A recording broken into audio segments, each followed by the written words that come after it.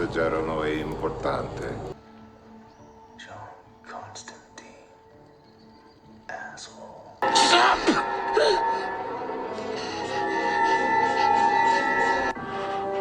After you. God have mercy on your soul! You are Balak! The defiler! The profane! The Marquis of Snakes! Bathsheba! By the power of God, I condemn you back to hell! Hey friends, welcome back to the channel. I hope you guys are all doing really well. So here we are with my May reading wrap up, and I gotta tell you, this may have been the best reading month I've ever had in my entire life.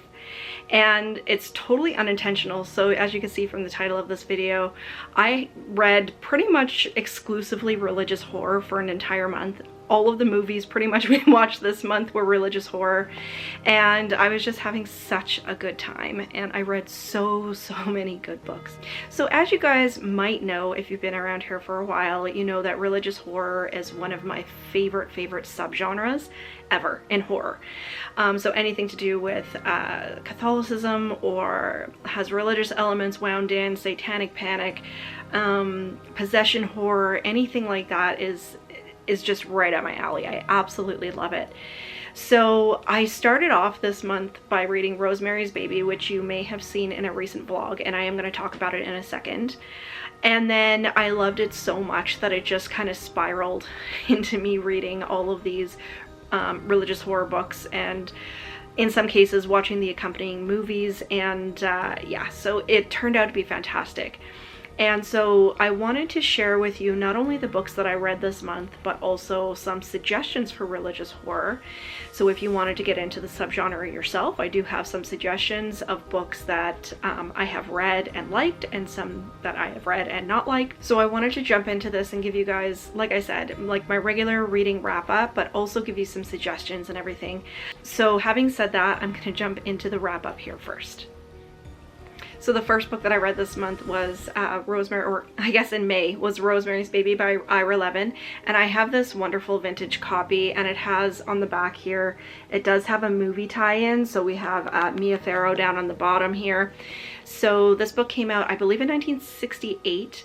And it's taken me so long to pick it up. It's one of those books, and the same thing with the movie as well. I had never seen the movie before, and it's one of those books that is like constantly on my TBR, but I never ever get around to it.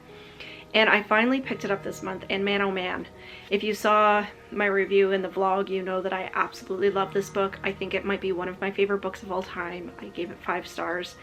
So if you don't know anything about the synopsis, basically we have a married couple that moves into a new apartment in this apartment building that is, I believe, late early 1900s it was built, and it has a really sinister past, and it has to do with this guy who's like a warlock and a Satanist, and he killed babies and stuff like this. So they move in, and you know, they're like, okay, well, that adds to the history sort of thing, and the apartments are beautiful.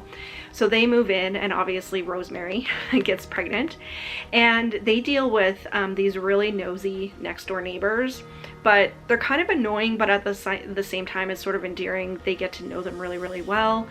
And then Rosemary gets it in her head that they're also really sinister. So you have this element of, is Rosemary losing her mind? Does she have pregnancy brain? Or is there really something up with this building and with these really weird neighbors? So this was so fantastic, and it just has that element of like deteriorating family, and you can see them kind of unraveling, like her and her husband. And you know, I love religious horror with the psychological element in it as well, because you're like, is this possession, or is this somebody that's, you know, suffering from a mental illness? So this was fantastic, and of course it had a lot of references to the 60s, and you could just kind of picture it, right? So we did watch the accompanying movie as well, and I really did enjoy the movie also. It's probably the best example of a movie following a book pretty much verbatim the entire way. The only problem that caused was it did end up being really, really dragged out. I believe the movie in total is 2 hours and 18 minutes, and it's way too long to kind of tell this story, and it can get a little bit draggy in some areas. And my husband was watching it with me, and he lost his way kind of. Obviously I didn't because I had read the book, but I can see how somebody could kind of lose their way because you kind of zone out because it's so long. So, but this story is so good. If you haven't read this classic yet, I would highly recommend picking it up. And then the second book that I read this month, which I also talked about in that vlog, I'll have it linked down below for you guys, was Helter Skelter by Vincent Bugliosi. And this is a nonfiction book, and it doesn't really per se have to do with religious horror, but this revolves around the Manson family and Charles Manson and all of that. But Charles Manson really did refer to himself, and his followers referred to him as both God and the devil. So it kind of had this interesting sort of wraparound into all of this religious horror. And the other really interesting fact, and this wasn't done on purpose, is I ended up reading this book and watching Rosemary's Baby, which of course the director of that movie is Roman Polanski, who was a very problematic director, I know. And of course the Manson family murdered Sharon Tate, and Sharon Tate was Roman Polanski's wife. So it had this really interesting kind of dynamic, sort of reading both books at the same time and watching the movie, and it kind of all wrapped in together.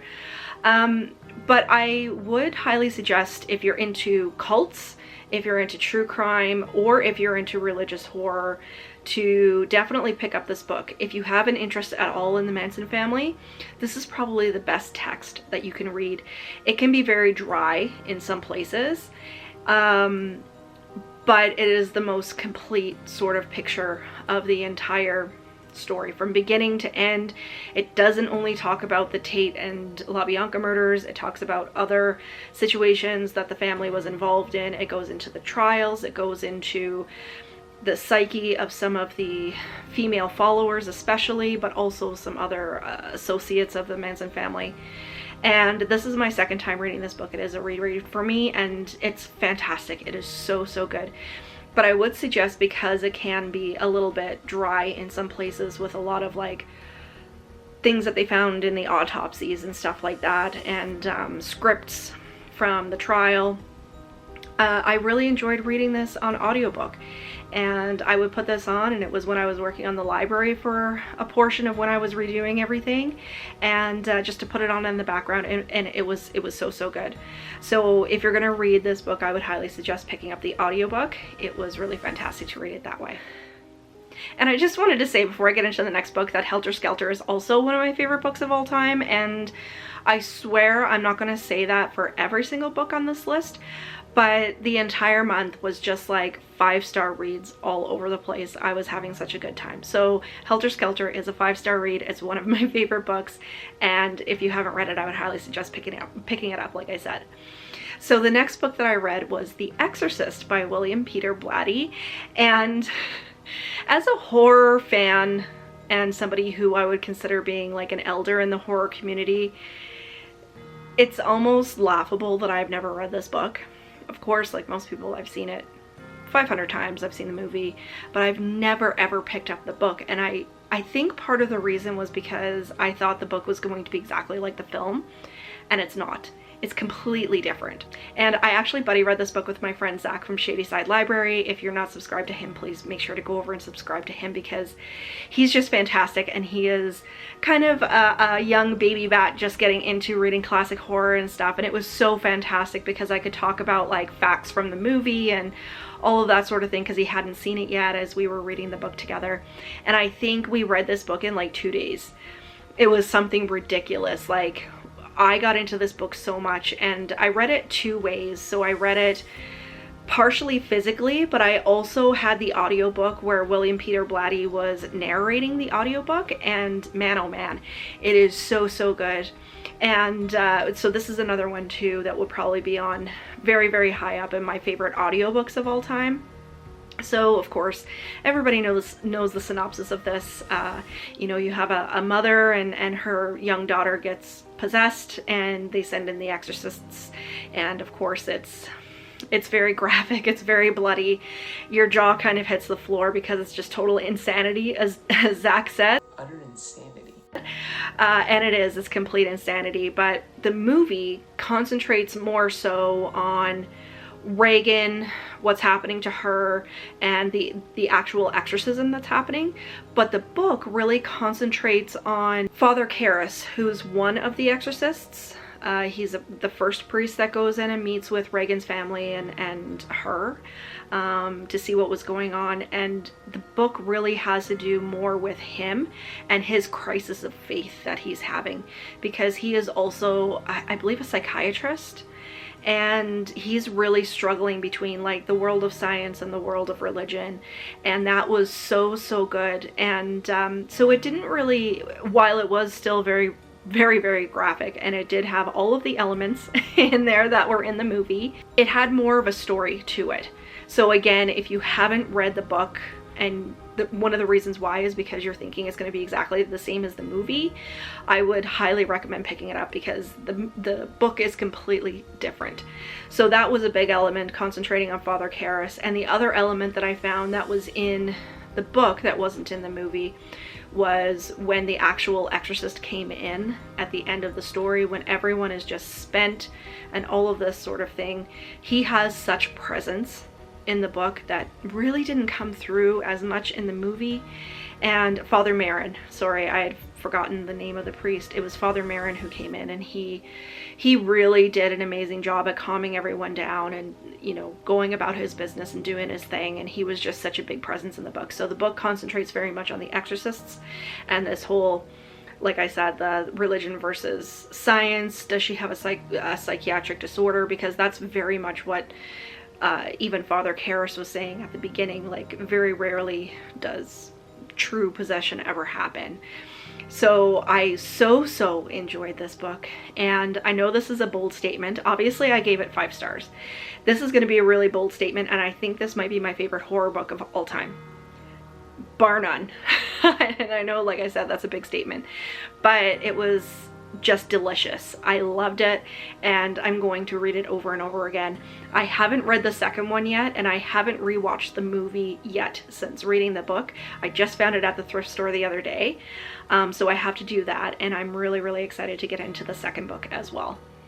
And then one book that I did want to mention, I totally forgot to mention this at the beginning, that wasn't within the religious horror realm. I did read Buffy the Vampire Slayer: The Harvest, which is the first one in the Brown series, and I talked about that in my vlog as well.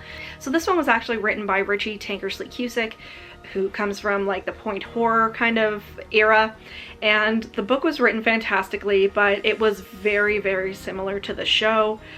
We learned a little bit in there that wasn't in the show, but it was very much the same sort of story. Unlike The Exorcist, where I was totally surprised because it had a different spin on things. I'm still glad that I read it, and I'm going to continue to read the Buffy novelizations, because from what I hear from other people, not a lot of them like follow the series verbatim, but this one pretty much did.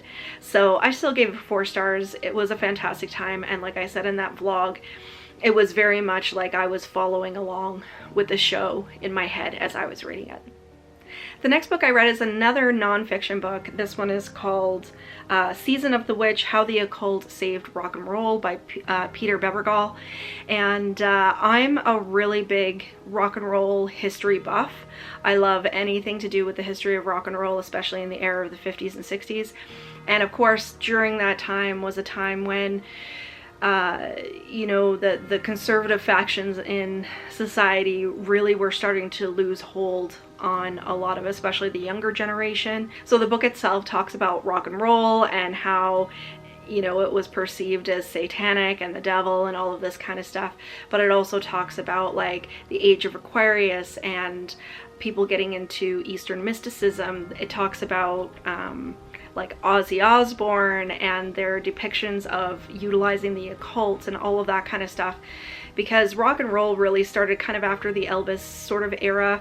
It started losing its sheen a little bit, and you know, it was kind of revived through all of this occult sort of mysticism and mystery and all of that sort of thing.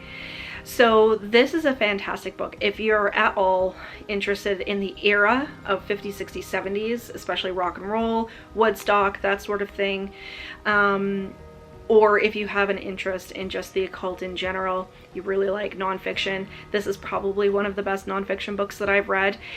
Peter Bebergal does a fantastic job of compiling all of this, and he, I think, is just a genius writer. I haven't read anything else from him, but I definitely have them on my list. So I gave this one 4.5 stars, and I knocked off half a star because it could kind of banter on a little bit. But for the most part, I was just smiling, and I loved how they were referring to certain albums and certain bands and the depictions that they used and all of that sort of thing. So it is a really, really interesting read, and I highly recommend this one as well. And then the next book that I read was The Exorcist's House by Nick Roberts. And this is kind of more of a modern book, so I've been reading a lot of classics and stuff like that recently. And I wasn't expecting a whole lot out of this book. I really wasn't. And it just hit me upside of the head. It was so good. I gave this one 5 stars as well.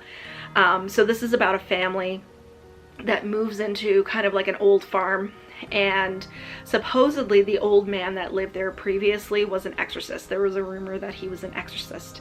So of course they move in, they're the idyllic family and everything, and so there's a mom, dad, a teenage daughter, and she is unexpectedly pregnant again. And so kind of along the same lines of Rosemary's Baby, we have this whole thing of, you know, is her mind playing tricks on her when she starts to hear noises and starts to experience things? Or is it real? And the whole family starts to have these experiences, and you can see their family faction kind of unraveling as well as this story kind of develops. And it didn't miss a beat. It was so good. I was blown away by this story. It was fast-paced. It had a lot of twists and turns. It had a lot of storylines, because there was things going on with the husband, there were separate things going on with the wife, and then there were separate things again going on with the daughter, and then it would kind of rewind a little bit to what was going on with the old man, because the father found a bunch of his diaries and some videotapes, and so we're kind of taken back to the time of what was going on with that old man as well. And like I said, it was so fast-paced. It was so good. The stories were really, really well written and very imaginative. It wasn't just regurgitating all of the same things over and over again. It was, to me anyway, even though it had to do with a haunted house and exorcism and all of that kind of thing, it was a brand new story. So again, another 5-star read with The Exorcist's House. And then the last book that I read this month was We Sold Our Souls by Grady Hendrix. I read this one on audiobook as well. And I had heard so much good about this book. And of course, this again has to do with like rock and roll and the occult and the whole thing. So same sort of lines of Season of the Witch, sorry, that I had read earlier in the month. And this one kind of revolves around this band, and back in the day they were starting to get really, really famous, and they ended up breaking up, and one of the band members now, it's like 20 years down the road, and she's a has-been, and she's working in a hotel and all of that kind of stuff, and she has to go on this, basically she sees a billboard of like this former lead singer of the band who is actually doing really, really well, and she ends up getting in touch with some of her other bandmates, and it opens up this whole kind of mystery and what happened back in the day, and there's missing sort of chunks of memory and timeline and stuff like that, so she has to try to piece everything together of what actually happened. And it started out really good. I'd say the first third to half of the book I really enjoyed, and then it just, I don't know, it kind of unraveled for me. It kind of got a little bit weird, and it just didn't work. I can't really pinpoint it. It just wasn't fantastic. I still gave it 3 stars because, like I said, I really did enjoy the first part of the book. But definitely, you know, for someone who actually enjoys Grady Hendrix's writing, this definitely wasn't my favorite. Okay, so that's all the books that I read. It was a lot.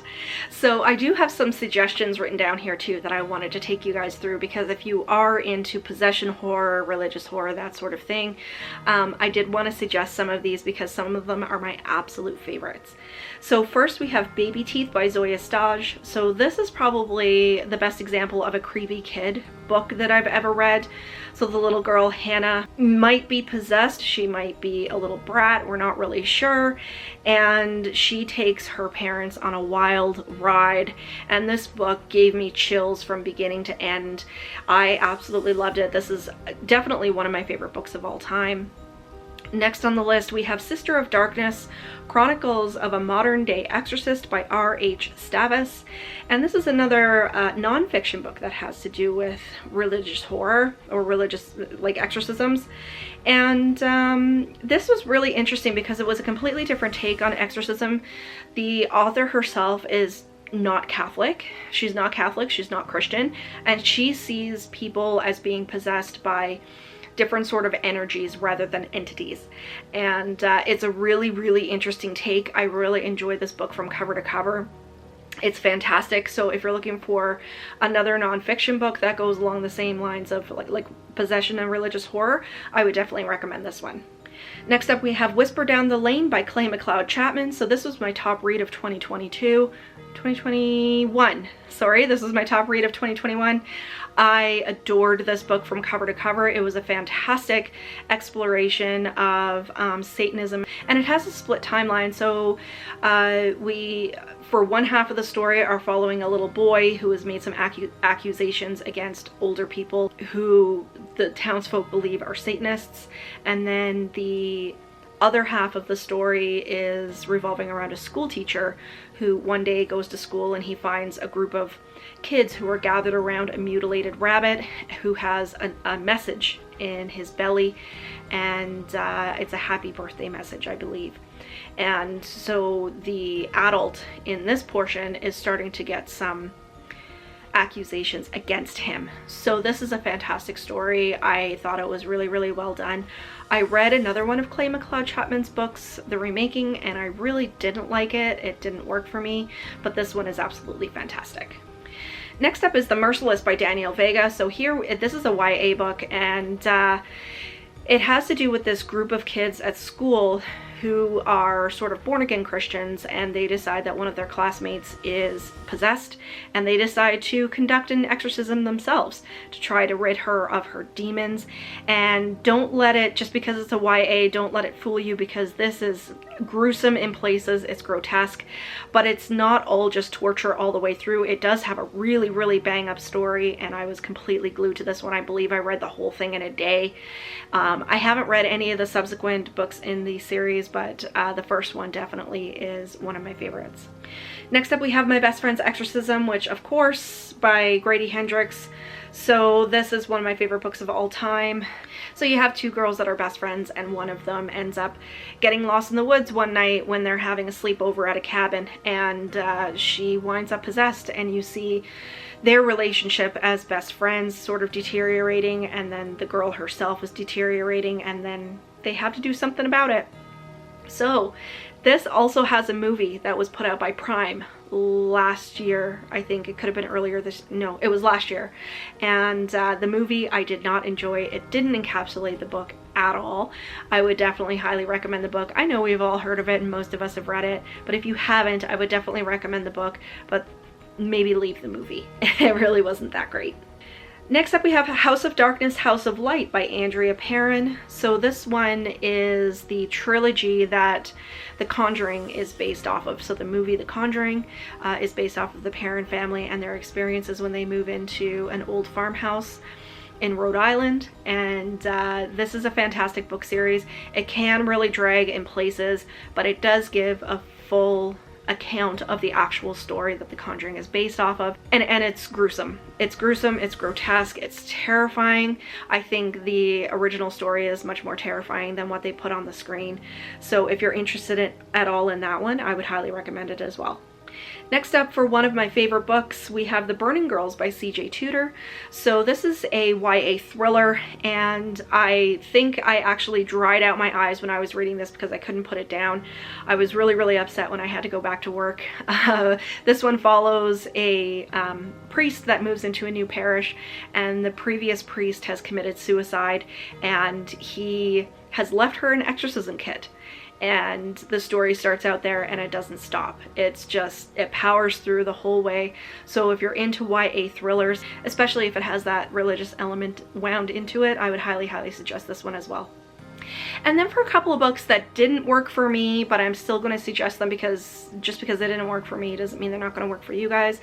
One of them is very well loved. It's A Head Full of Ghosts by Paul Tremblay. So this one as well, you have sort of this young girl who has gone to all these doctors and they think she's severely, severely mentally ill, but she just keeps deteriorating no matter what they give her, no matter what kind of treatment they do. So then the family turns to a priest and actually a reality TV filming crew because they think that she's possessed. So we have this whole possession versus mental health issue going on with this one.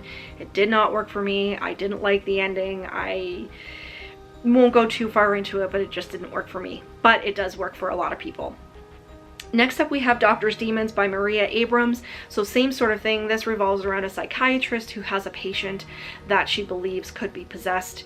And this book, it does have a really, really great premise, but for me, it was just really poorly written. And the story wasn't executed really well, but if you still want to give it a try, like I said, it might work for you. And then the last one on the list is The Devil Makes Three by Tori Bovolino.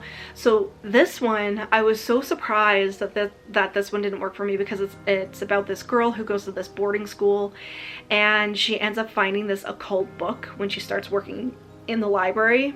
And it actually, she reads out of the book. And never read out of occult books, it just never goes right. But she reads out of it and it actually summons the beast himself. So this is a YA book.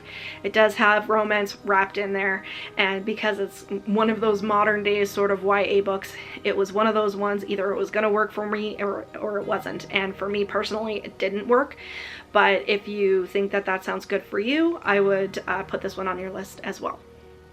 So a couple of movies that my husband and I watched this month that sits in the realm of the religious horror. I just wanted to share this with you guys because it might give you some suggestion if you haven't seen some of these. So the first one is The Exorcism of Emily Rose, and this is one of my favorite exorcism stories, and I really like it because it does have that sort of true crime element wrapped in there where the priest himself is on trial for her murder, but he was trying to save her. So it has that whole thing wrapped in there, and of course it has the people in the trial start having experiences and stuff like that. So that one is definitely one of my favorites, and the actress Jennifer Carpenter that plays Emily Rose does such a fantastic job. I love this film like so much. I think I enjoy this one more so than The Exorcist because it has more of a story rather than just concentrating on the exorcism itself. Next up, we watched Ninth Gate, and so this one also is another film by Roman Polanski. Again, problematic director, but he does kind of wrap in with this whole theme that I was going with this month. So if you haven't seen this one's about basically a book collector, and there's these books that are supposedly written by the devil, and this book collector wants this book finder, or I don't know what you would call him, to go get the books for him. And if you haven't seen this, it's fantastic. I believe it is still on Netflix. It's one of my favorite movies. It has Johnny Depp and it's just wonderful. So next up, we tried to watch The Unholy. My goodness. So this one is about a young woman who supposedly gets visions from the Virgin Mary, and she can now commit like miracles. This was such a bad movie. It really didn't work for me. If you haven't seen it, you know, you can go ahead and give it a try.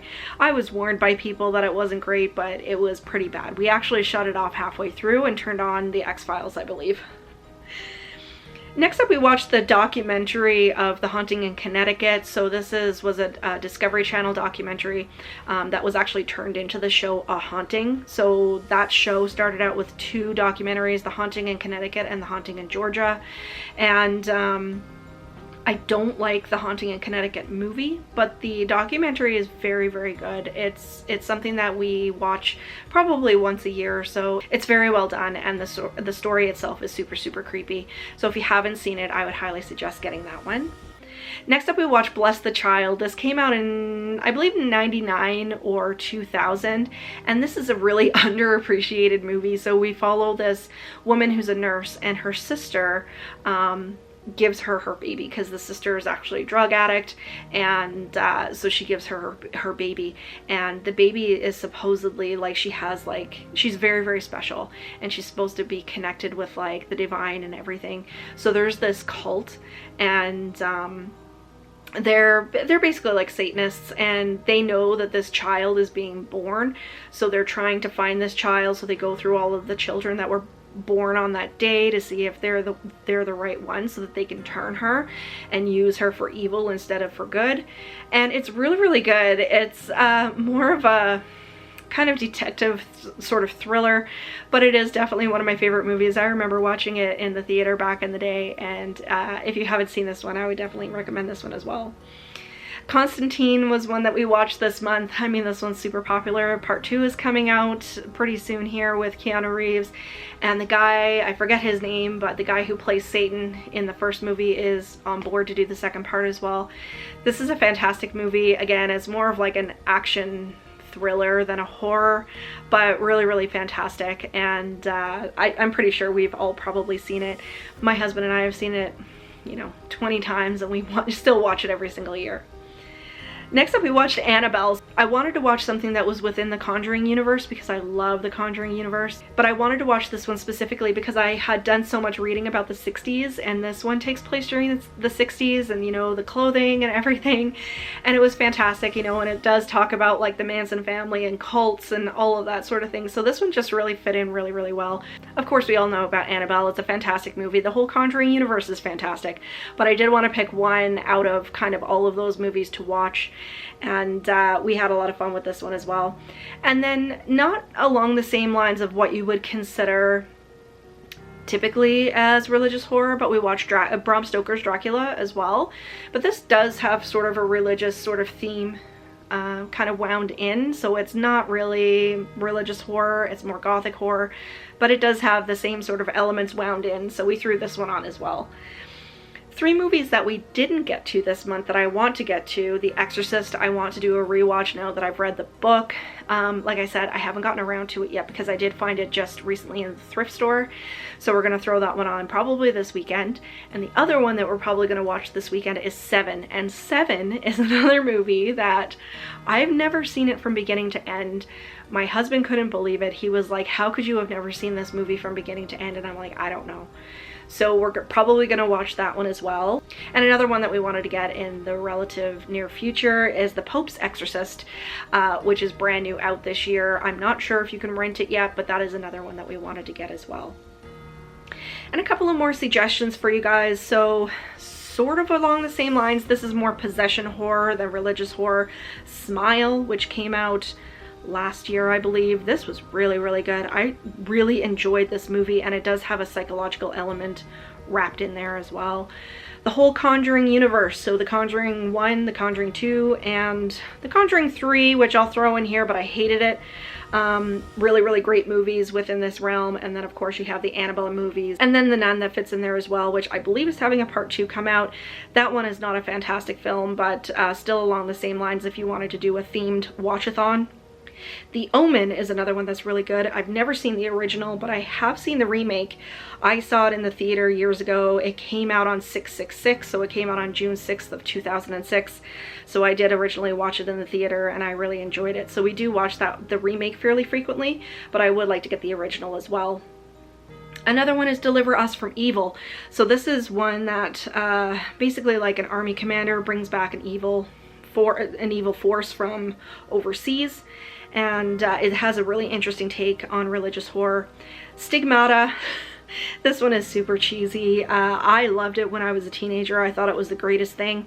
I know now that it is absolutely cheesy, but we still throw it on every once in a while. It's still a pretty good movie. And The Last Exorcism is another one that I saw. Not my favorite, I have to say. Not my favorite exorcism story, but I've thrown it on this list as well. And then, of course, Carrie. Carrie is probably one of the best religious horror movies and book of all time. I haven't read the book. I've seen the movie, you know, a dozen times, but really, really great. And of course, I couldn't leave Stephen King off the list. Had to put him on there as well. So there you guys go. That was my month of religious horror. I think that is the most 5-star reads I've ever had in my entire life. I've given you guys some suggestions for books and movies that you could watch. I'm still going with my religious horror kick, so hopefully we'll put on The Exorcist and Seven here coming up this weekend, and probably just continue on reading some religious horror books every month because I have a huge list now, and my love for this subgenre has just grown. So I hope you enjoyed the video, you guys. Until next time, stay spooky, everybody. Bye. If you lay him down, God ends here.